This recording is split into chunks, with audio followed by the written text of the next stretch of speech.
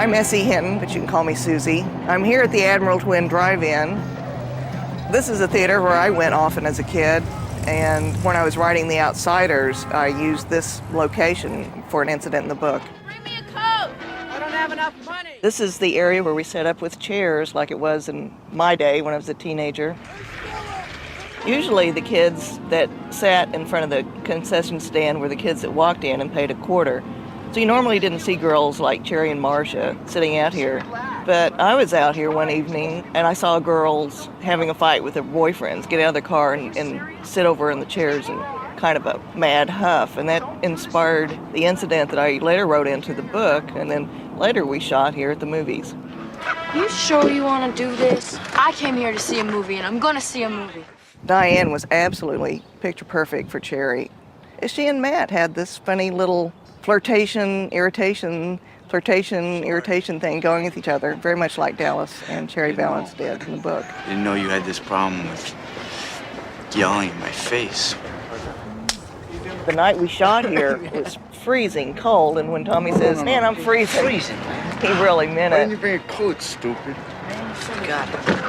One of the funny incidents that happened that night, when Dallas falls out of his chair trying to put the make on Cherry, it wasn't supposed to happen. That was not rehearsed.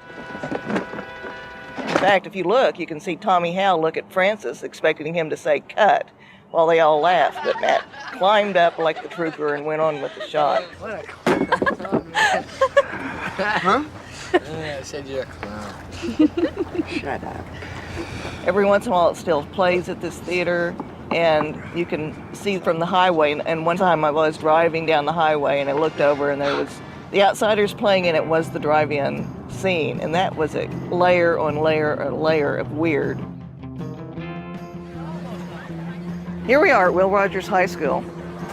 This is where I went to high school. This is where I first became extremely aware of all the groups, the socias and the greasers.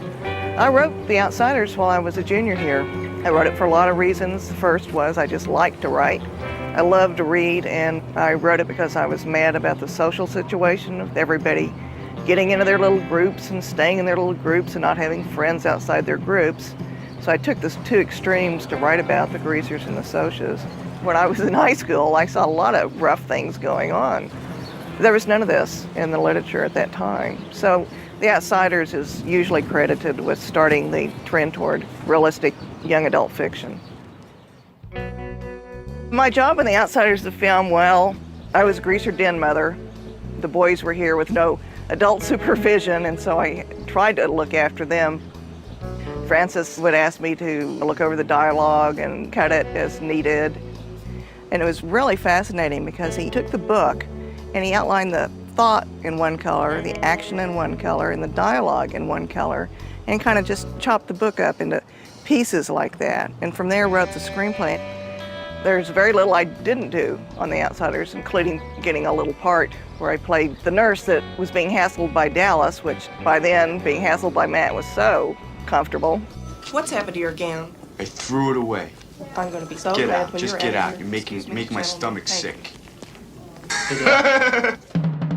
Francis came here, and while he was here, he said, "Well, would you drive me around and show me places that you were thinking about when you wrote the book?" So I took him to the Admiral Twin Drive-In and my high school, Will Rogers High School, and neighborhoods like I was thinking about. And he said, "This is great. I'll shoot here."